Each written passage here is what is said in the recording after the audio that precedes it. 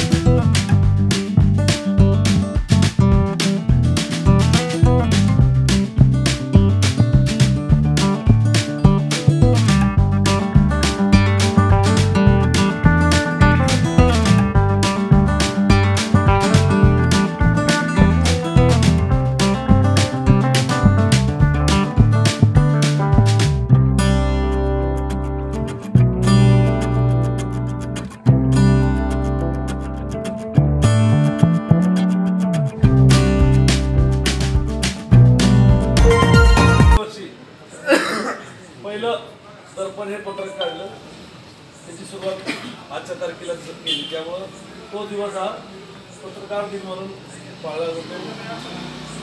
मला माहीत नसेल की इकडे माहीत नसेल म्हणजे आमच्या पोलिसांना किंवा त्यांच्या फार कामाच्या व्यापातून इकडे माहीत नसेल त्यामुळे साजरा करत असतो। पण आम्ही मी 92 पासून म्हणजे सर्व पोलीस कर्मचारी, गृहरक्षक दलाचे जवान आणि प्रिंट आणि इलेक्ट्रॉनिक मीडियाचे सर्व माझे सहकारी मित्र, खरं तर हा कार्यक्रम पहिल्यांदा घेतला आहे। काँग्रेस सर म्हटले की पोलीस स्टेशनमध्ये अशा प्रकारचा कार्यक्रम पहिल्यांदा आलेला आहे आणि खरोखर तो स्तुत्य आहे, याबद्दल दुमत नाही।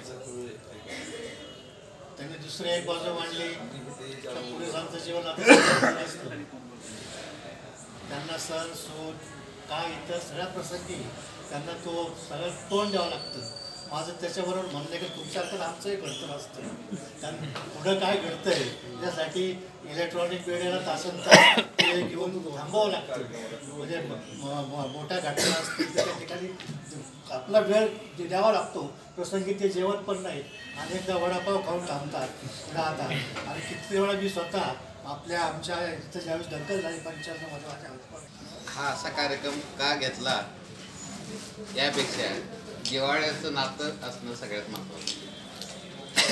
आपण जरी पत्रकार जरी असलो तरी पोलीस सुद्धा हा एक समाजाचा घटक आहे आणि पोलिसांना सहकार्य करणं हे पत्रकारांना साध्य करत आहे। आता उदाहरणार्थ मी तुम्हाला सांगतो की माझे वडील पोलीसमध्ये होते आणि ब्रिटिशांच्या काळात सर्व्हिसला असताना त्यांना 1947 साली भारत स्वतंत्र झाल्या पारितोषिक मिळालं आणि नंतर परत त्यांना 75 साली पूर्ण राष्ट्रपती पारितोषिक मिळालं। पोलिसांची काय व्यथा असते मला चांगलं माहिती।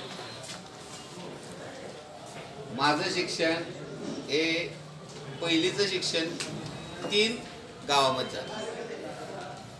पहिल्यांदा फलटणमध्ये ॲडमिशन घेतल्यानंतर खंडाळा मावळा झालं, नंतर मग कराडला झालं। असं करत करत म्हणजे सारख्या बदल्या आणि सारखं ट्रान्सफर व्हायचे आणि त्यामुळे मुलांच्या शिक्षणासाठी वडिलांनी शेवटी स्थायिक झाले एका ठिकाणी। तर पोलिसांचे जे प्रश्न आहेत ते अतिशय गंभीर आहेत मला काय ते मी विचारतो. त्यानंतरचा जो प्रॉब्लेम खरा आहे की जे डिपार्टमेंटमध्ये जे आहेत अधिकारी वर्ग आहेत त्यांना फॅमिली लाईफ नाही. ज्या दिवशी कार्यक्रम असतो किंवा सणवार असतात त्या दिवशी ते ड्युटीवर असतात आणि आपण त्यांच्या जीवनमानाकडे किंवा त्यांच्या काय त्यांची जी आहे प्रॉब्लेम आहे त्यांच्याकडे आपण बारकाईनं पाहत नाही. आपण डायरेक्ट पत्रकार त्यांच्या साहेबांना लगेच कुठल्याही अधिकाऱ्याला की असं झालं तुम्ही लक्ष दिलं नाही वगैरे वगैरे आपण विचार करतो. ते सुद्धा आपल्यासारखेच माणसं आहे. डिपार्टमेंटचं जीवन अतिशय खडतर आहे याचा मला जवळून अनुभव आहे. माझा मुलगा MPSC तर्फे PSI झाला होता. पहिली ऑर्डर गडचिरोलीला झाल्यानंतर त्याने लगेच 3 महिन्यात राजीनामा दिला आणि मग तो दुसऱ्या डिपार्टमेंटमध्ये फायनान्स डिपार्टमेंटला गेला. तर पोलिसांचं जीवन आहे हे असं आहे. तर मी माझ्या बातमीदार क्षेत्र न्यूज रिपोर्टर जितेंद्र पुराणिक, आज 24 तास जुन्नर.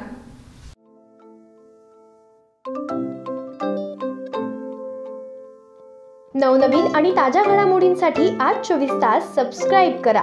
त्याचबरोबर बेल आयकॉनवर क्लिक करा आणि मिळवा आमच्या बातम्यांच्या नोटिफिकेशन्स. तसेच आज 24 तासची प्रत्येक बातमी आपल्याला कशी वाटली हे कळवा. लाईक करून, कमेंट करून आणि आमच्या बातम्या शेअर सुद्धा करा.